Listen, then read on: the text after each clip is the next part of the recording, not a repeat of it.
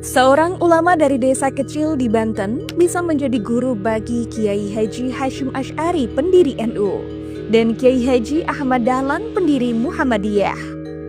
Lebih dari 100 kitab karyanya dipelajari bukan hanya di Indonesia, tapi juga di Makkah dan berbagai penjuru dunia Islam. Dialah Syekh Muhammad Nawawi Al-Bantani yang dijuluki Sayyid Ulama Al-Hijaz, pemimpin para ulama di Tanah Suci. Syekh Muhammad Nawawi Al-Jawi Al-Bantani lahir di Tanara, Serang, Banten. Sebagian sumber menyebut 1230 Hijriyah atau 1813 Masehi. Sebagian lain 1815 Masehi. Penamaan Al-Bantani menunjukkan asal Banten. Al-Jawi merujuk pada kawasan Melayu Nusantara. Ia berasal dari keluarga ulama.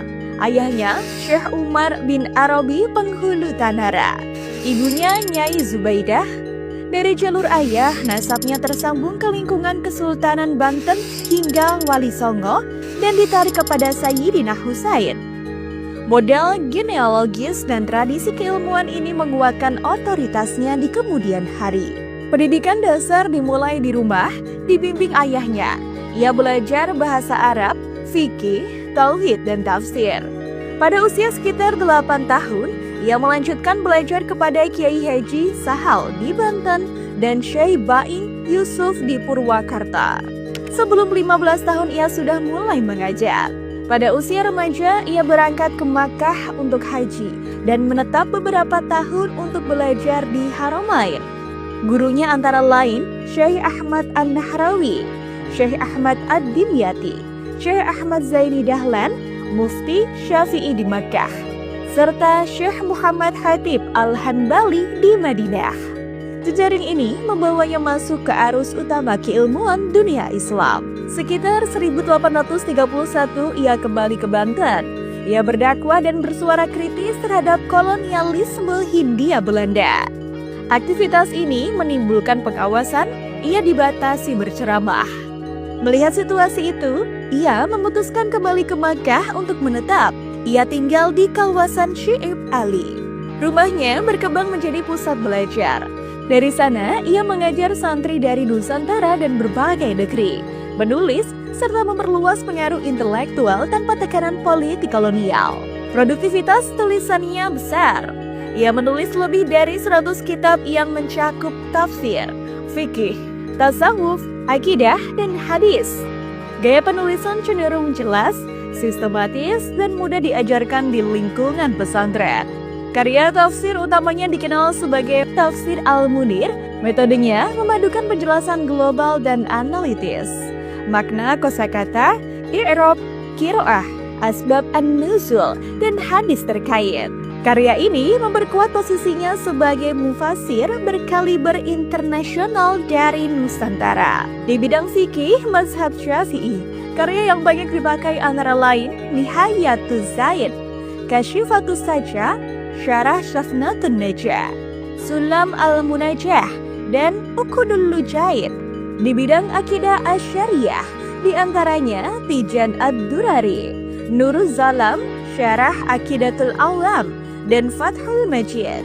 Di bidang tasawuf yang berorientasi etika ala Al-Ghazali, antara lain Maroki Al-Ubudiyah, Salalim Al-Fudala, dan Nasoihul Ibad. Perannya menonjol sebagai pensyarah dan penyaji ulang warisan klasik agar terstruktur dan mudah diajarkan.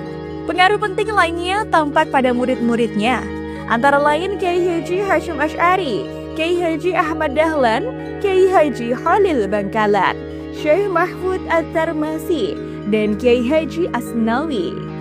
Melalui jejaring murid, gagasan dan disiplin keilmuannya mengalir ke dua arus besar Islam Indonesia, NU, dan Muhammadiyah, serta ke banyak pesantren di Nusantara.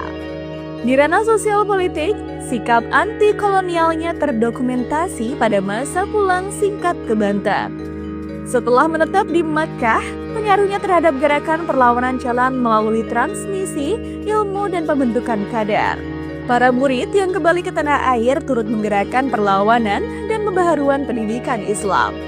Dalam tradisi pesantren, Syekh Nawawi dipandang sebagai bapak intelektual pesantren Nusantara karena kitab-kitabnya menjadi tulang punggung kurikulum, fikih, akidah, tafsir, dan tasawuf. Standarisasi materi melalui karya-karyanya membantu menyatukan bahasa keilmuan di banyak pesantren. Sejumlah kisah karomah beredar luas dalam literatur tradisi. Namun, narasi ini menempatkannya sebagai bagian dari penghormatan kultural terhadap kesalahan beliau tanpa menjadikannya fokus utama. Fokus utama warisan yang dapat diverifikasi adalah karya ilmiah, pembinaan murid, dan pengaruh kurikulum. Hingga kini, kitab-kitab Syekh Nawawi masih digunakan secara luas di pesantren.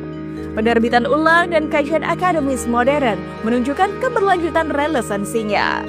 Corak pemikirannya mewakili wasatiyah moderasi dengan sintesis antara keteguhan bermazhab, tasawuf etis, dan penekanan pada adab dalam belajar mengajar.